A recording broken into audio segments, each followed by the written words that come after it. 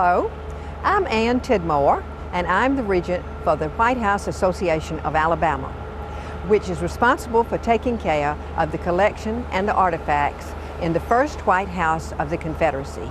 And I would like to invite you to join me today in a tour of the rooms of the first White House of the Confederacy.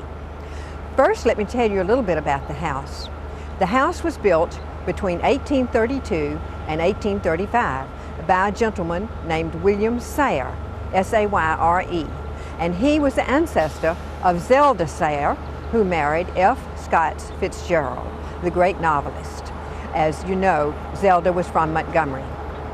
The house changed hands a number of times after Mr. Sayre built it, and it was owned in the late 1830s by a Colonel Harrison, and he changed it from a federal frame style house to a more elaborate Italianate style. And it was at that point where they added the ventilation system showing the Liberty Cap. Now the Liberty Cap is unique to our house. It is a symbol that was used in ancient Asia Minor called the Phrygian symbol, and it was a symbol of freedom and liberty. It was picked up by the French and used during the French Revolution. And it was also used by the British and thus came to America and was used as a symbol of freedom in the American Revolution, and it is unique to our house. And we're very proud of our Liberty Cap symbol. The house changed hands a number of times after the Davises lived in it. And by 1900, the area in which it was located, downtown between Lee and Bibb Street, had become very commercial. And so the house was in danger of being torn down. The White House Association was formed in 1900 to save the house. And it took 20 years to raise the money to buy the property across from the Capitol on the south side and have the house taken apart in two sections, moved on logs to the present location, and then fully restored and presented on June the 3rd, 1921, Jefferson Davis's birthday, to the people of the state of Alabama.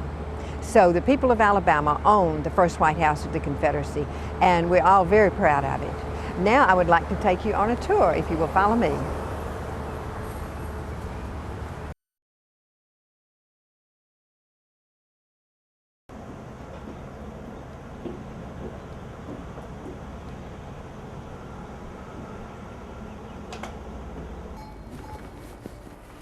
Well, here we are in the entrance hall. The ladies on the left are the ones that formed the first White House Association that I told you about outside. And next to them, you will see a wonderful photograph of the house in its original location, as I mentioned, on the corner of Lee and Bibb Street downtown. And this is where the skateboard park is today, if you know where the area is, a block up from the Renaissance Hotel. And the house was rented for the Davises for $5,000 a year, fully furnished and staffed, which was an enormous amount of money at the time. And there was quite a consternation about that too. People were not real happy about it. But of course the Davises only lived in the house during the spring of 1861. When Virginia seceded from the Union, the Confederacy moved to Richmond, and the Davises left Montgomery and went to Richmond and spent the rest of the war in the second White House in Richmond. But we are the first White House. Now there's a wonderful portrait of Jefferson Davis that hangs in the hangs here in the middle of the hall, and this was taken, made from this is a copy of the original, which hangs in the Pentagon in Washington, because Jefferson Davis was Secretary of War under Franklin Pierce. Jefferson Davis was a very famous man in his own right. He was a senator from Mississippi, and probably if the war hadn't come along, he would have been President of the United States. So he was very well thought of. The next thing I want you to see is this beautiful clock that was made in 1810, 9 years before Alabama became a state. And this clock is the oldest piece that we have in the house. And I do want you to know that everything in the house is either of the period, that would be the 1850s, 1860 period, or it belonged to the Davises, or it is original to the house. So, for example, this wonderful gasolier that hangs in the middle of the entrance hall here was in a very fine home that of the time, and it was lighted by gas instead of electricity. And they call these gasoliers, and we have these throughout the house. The next thing I want you to see is under the portrait, a wonderful sofa.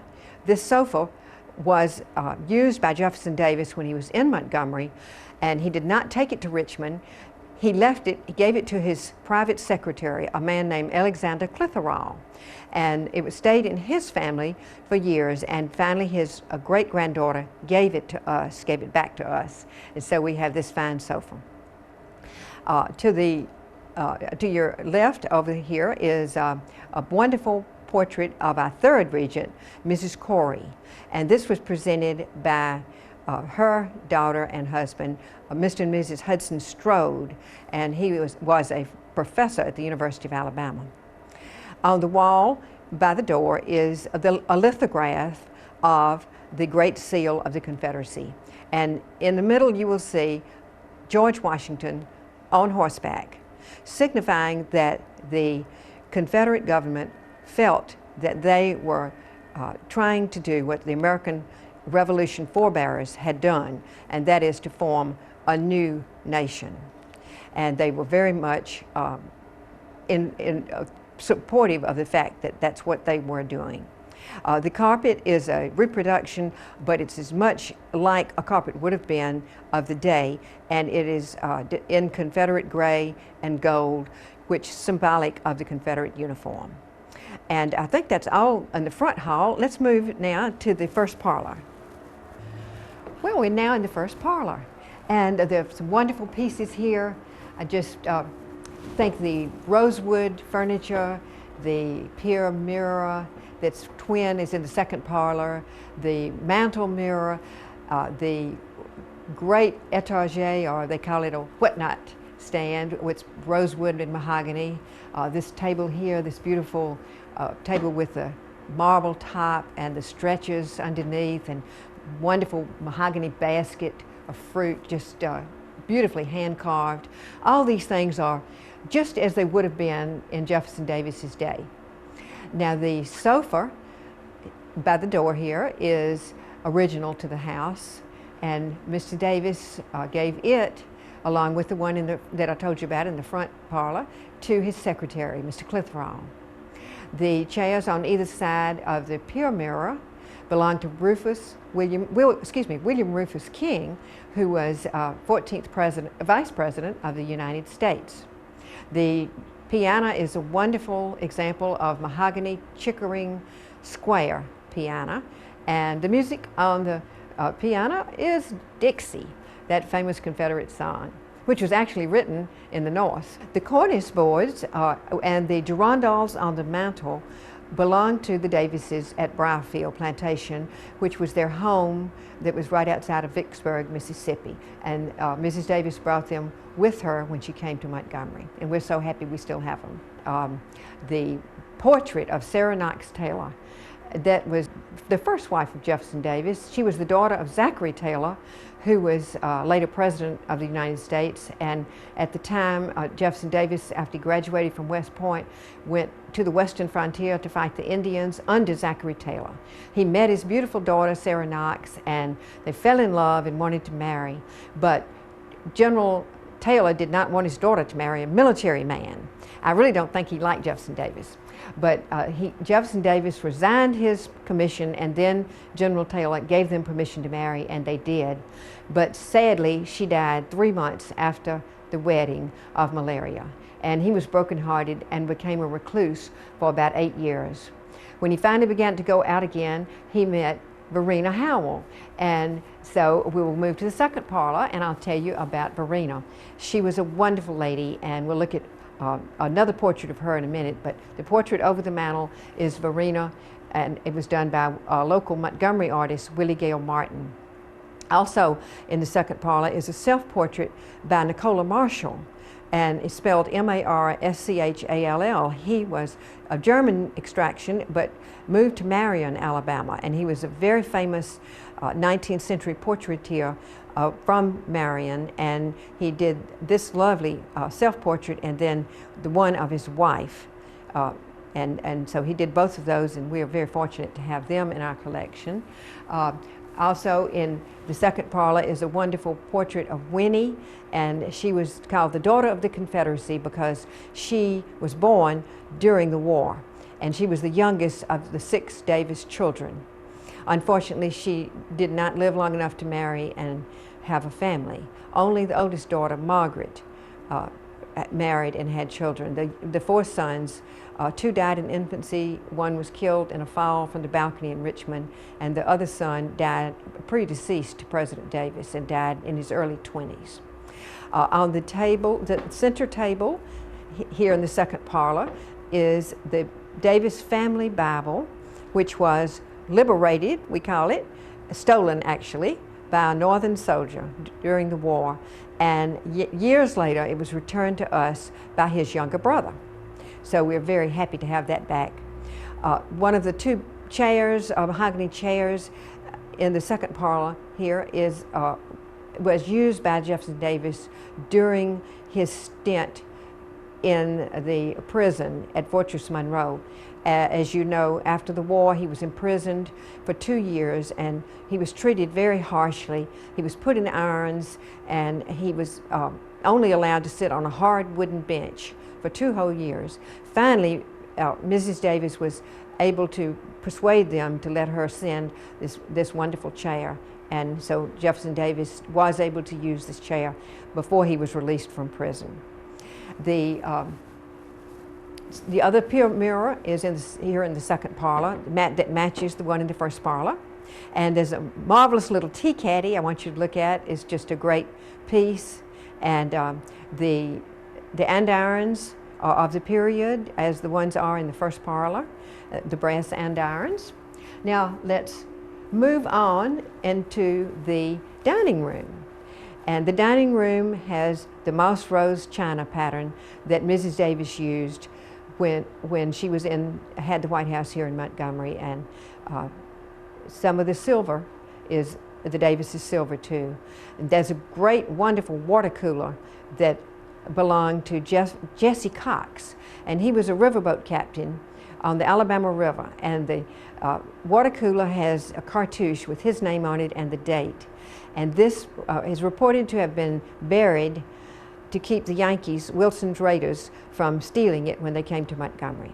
And it's just a wonderful piece, because when you think about the fact that most people just had an old wooden bucket and a dipper, and we have this marvelous piece here.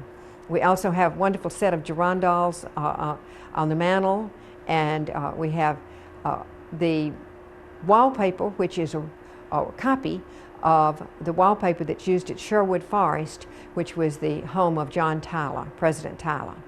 And so we just think the dining room is one of our most favorite rooms, and we're so glad to get to show it to you. And now we're going to move on to the other side of the house, downstairs house. I just love President Davis's bedroom because everything in here actually belonged to Jefferson Davis. It was given to us by Mrs. Davis after he died. She was a friend of our first regents, and that really started our collection. And Mrs. Davis even made a diagram of exactly how she wanted everything in this room placed, including the case here, and she told us where she wanted the bed, this wonderful button bed, which is extra long because Jefferson Davis was a tall man for that day. He was about 6 feet, and the bed is extra long and extra wide. And the wonderful wardrobe. The case has so many of his personal belongings in it. There's his valise, his walking stick, his cuspidor, I can't think what else now, but everything that is in this room actually belonged to him, including the rocking chair over here, and his shirt. And an American Indian made the slipper case when he was on the western frontier in when he was fighting the Indians. And the photograph over the mantel is a copy of the last one that was made before he died. This room also has a wonderful rug that belonged to the Davises at Belvoir, and which was their retirement home on the Mississippi Gulf Coast. And again, a wonderful gasolier that was used in so many of the fine homes of that day. The bed has a canopy, and which makes it even more grand. And so now we'll go to Mrs. Davis's bedroom, if you'll follow me. This is Mrs. Davis's bedroom, and I'd like for you to notice this wonderful bed. The history on this bed is it was made in Massachusetts, and it was actually slept on by Lafayette. Now, I know that Lafayette slept a lot of places, but this is authentically one of them. And the cover on the bed is a crazy quilt, and that was a very popular way of doing quilts at the time.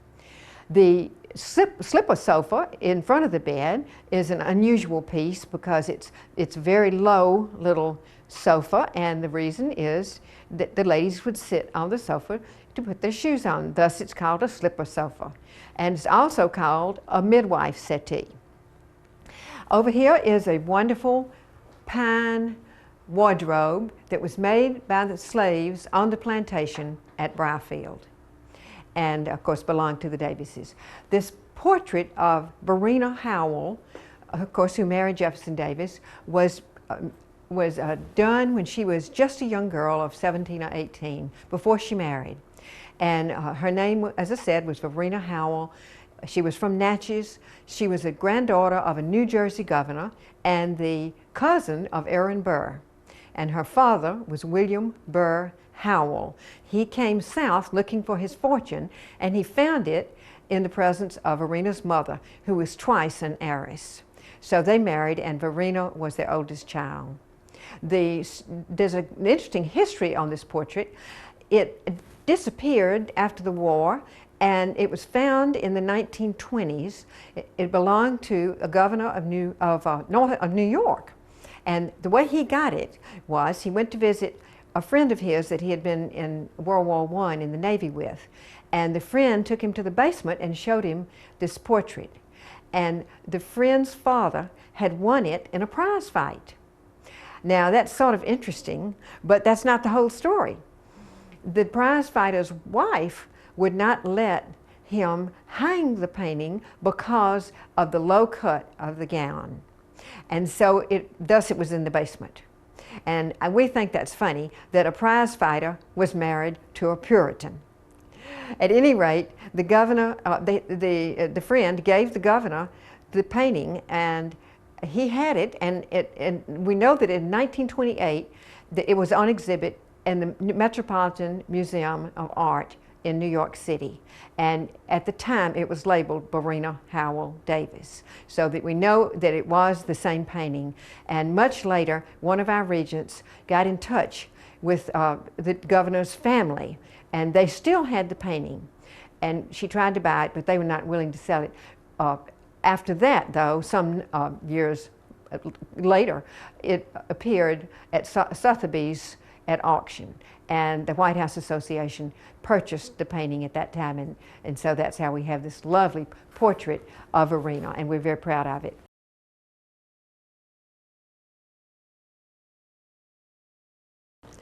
Welcome to the President's Study. This piece here was given to us recently by some wonderful friends, and actually it belonged to one of the 4 daughters of Robert E. Lee, Mary Custis Lee, and we're so happy to have it.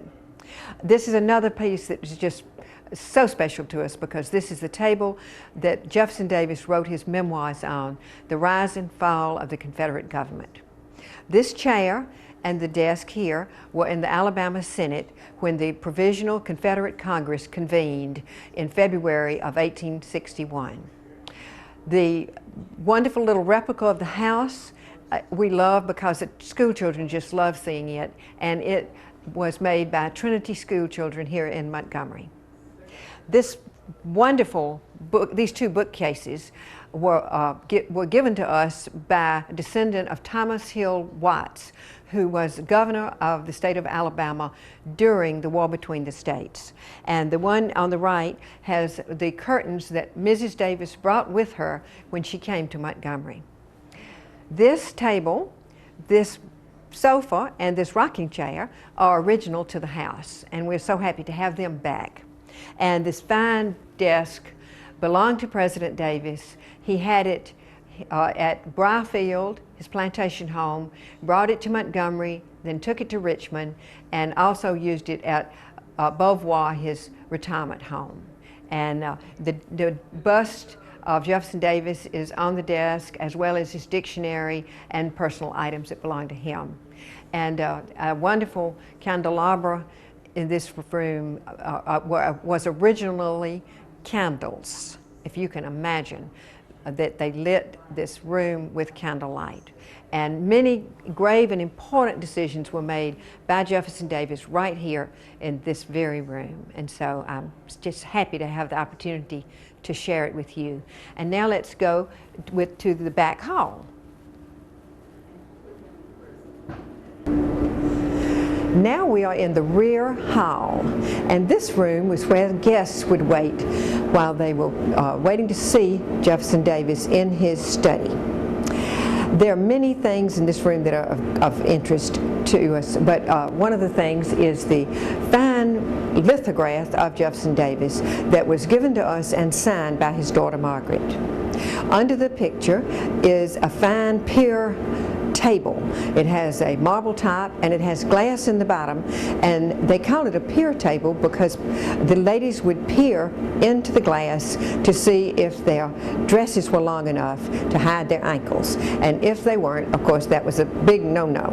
So that table is of great interest. And then there's a picture of William Sayre on the table, the builder of the house. There's also a porcelain vase that holds cotton, and we always try to have it filled with cotton. This is a sofa of monumental proportions. It's a box-type sofa, and we don't know for sure, but legend has it that it was used in the Alabama state capitol in 1840. Above the sofa is a painting by an Alabama artist in the school of Nicola Marshall, which shows the tragedy and despair of war, and a picture of a wife getting a letter that her husband's been killed, presumably. Now we have two fine chairs, a ladies and gentlemen chair in the Rococo style, and these were given to us by the daughter of Zelda and Scott Fitzgerald, Scotty Fitzgerald Smith. And as you know, Zelda and Scott were married and were just the example of 20th century literature in America. The beautiful mahogany sideboard here is one of the finest pieces that we have in the house. It has eagle's heads, 4 of them carved down at the bottom with claw feet and wings outstretched. It has columns, several columns going up, and it's just finished as nicely inside as it is out. It has sides that come out and for serving pieces. Above the sideboard is a portrait of the 4 Davis children that was taken from the photograph here on the sideboard. This was made in 1886, and it shows Margaret, the oldest. She was 12, the 2 sons, and the youngest child, Winnie, who was born during the war and was called the child of the Confederacy. And on the sideboard is also a photograph of a young African-American boy, Jim Limber, who was taken home by Mrs. Davis. He was being beaten on the streets of Richmond, and he lived with the family and was more or less adopted by them, perhaps not formally adopted, but taken into the home and lived with them until they had to leave Richmond. And then he was separated from the family, and they sadly never were able to locate him after the war. There's a fine picture of the generals on the wall, and let's see the beautiful break front. It's a secretary bookcase desk here was owned by a Senator Manchin, Willis Manchin, M-A-C-H-E-N, of Kentucky. He was a Confederate senator, and the piece was actually shot at by the Union gunboats, and until it was conserved recently, you could see the bullet hole where it was a victim of the war. And this piece was in the home of Zelda Sayer growing up, because she was the granddaughter of the Manchins, and she would have been most familiar with this piece of furniture, and her daughter Scotty Smith gave it to us. And the carpet is again the reproduction carpet of what they would have used in the time. And I believe that's everything in this room, and so why don't we go now upstairs. This is a lithograph of the starting point of the Great War, and it was done in Baltimore in 1887, but it was taken from a wood engraving that was made on the scene in 1861 of President Davis's inauguration.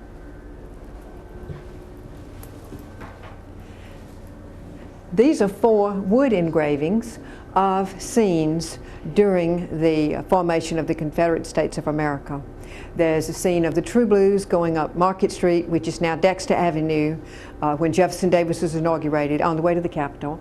Then inside the Alabama State Senate, one outside the Capitol on the grounds, and one of Jefferson Davis making a speech at the Exchange Hotel.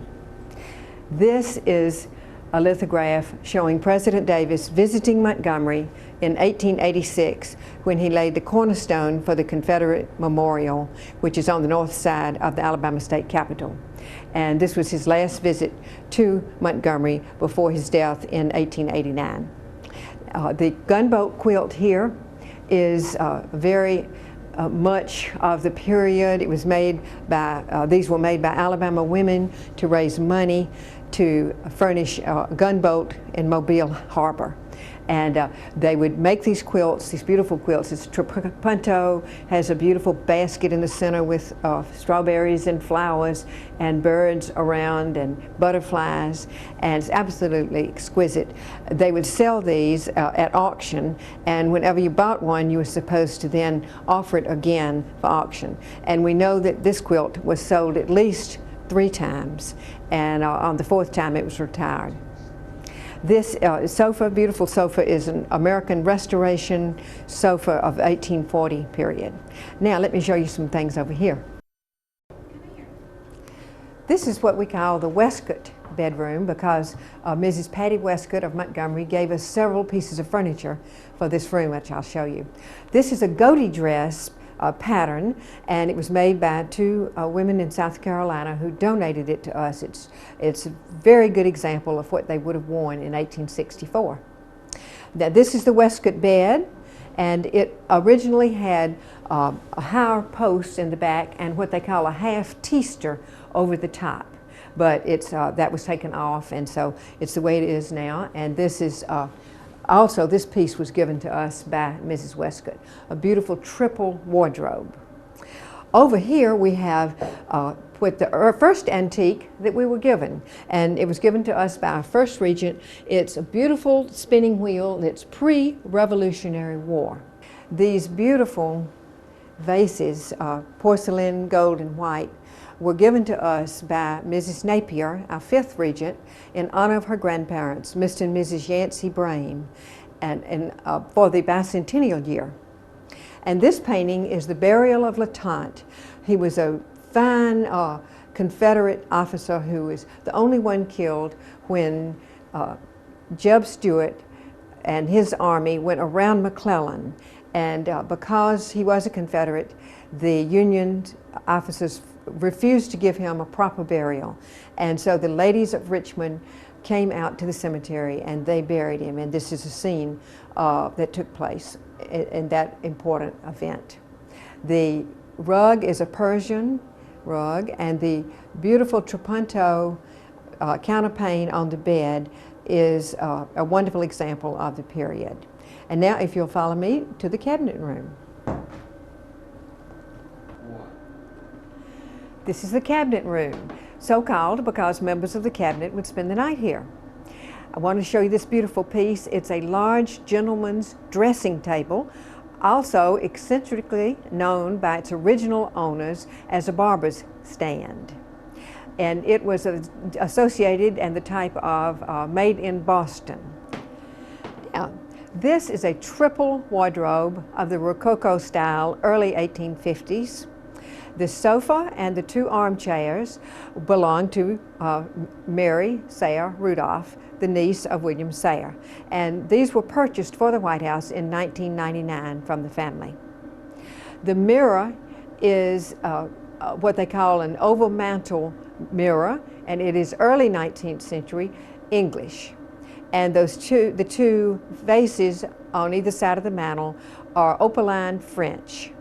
The rug is one of a kind. It is a beautiful Grosse Pointe hearth rug, and it has been called by Samuel Dornsife as one of the most magnificent hearth rugs he's ever seen. And it's just wonderful flowers on a background with the green border. Now, the coolest thing in the whole room is this bed. This bed is what we call a half teaster. It has the teaster over just half of it. And the headboard is so richly carved. It's got a cabochon cartouche, which is indicative of the fact that it was probably made in New Orleans by the famous cabinet maker Prudent Millard. And the wonderful furnishings, the linens are from Scalamandra. The reclining couch or fainting couch is of the period, and it's very often used by the ladies when they wanted to recline. The beautiful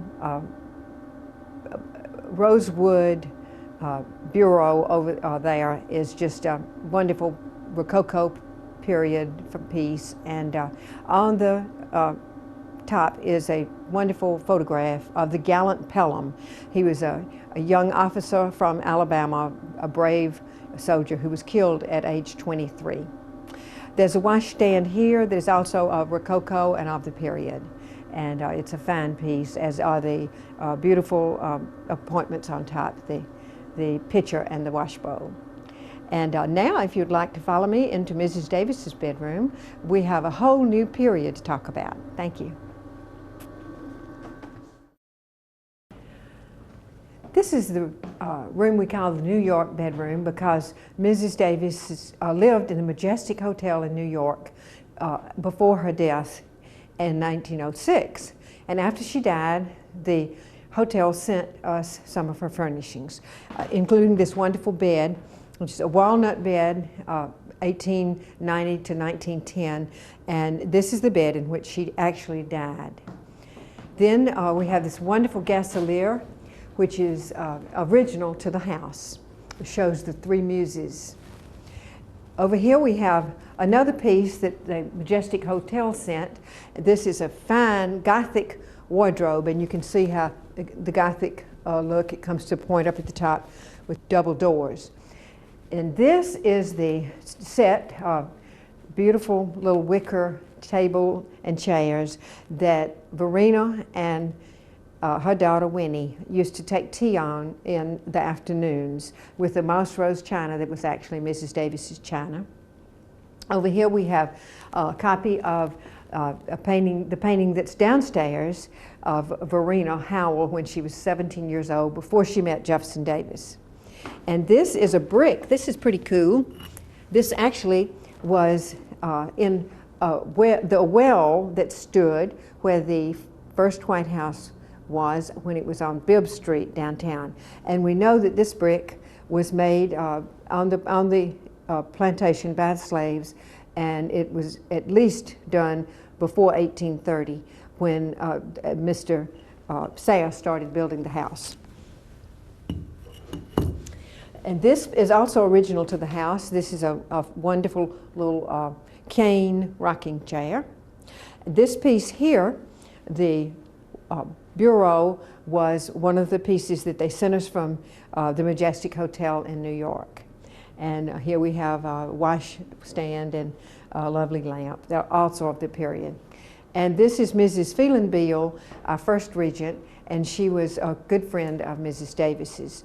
And it's interesting that her son, Phelan Beale Jr., actually married a woman who was the aunt of Jacqueline Beauvoir Onassis, Jackie Kennedy. And then behind, there we have the lovely piece that was also sent from the hotel, and this was pulls out and makes a bed. It's sort of an original Pullman bed, and Winnie would sleep on this before her untimely death in 1898. And now let me show you the nursery. We're now in the nursery. This lovely four-poster bed was given to the Davis family by Montgomery family, the Tenant Lomax family, in 1861 when the Davises came to Montgomery. And the Davis children actually slept in the bed. These fine pieces here of children's clothing all belong to the Davises except for one of the dresses, and they were obtained at auction in Colorado Springs when some of the Davis furnishings were auctioned off. This little fruitwood table here, dressing table, is of the period, and the little lamp belonged to Jefferson Davis himself. And this cradle was in the Barry Holt family, and it came down from Maine, and Mr. Holt was one of the ones that worked on the Alabama State Capitol. The little chair here and the small rocking chair were given to us by a postman in Montgomery. And the baby quilt was given to us by the same folks that made the gunboat quilt. Both quilts were made by the same person. And so I think that's about it for this room. And if you'd like to go into the relic room, we'll have a big treat in store for us there.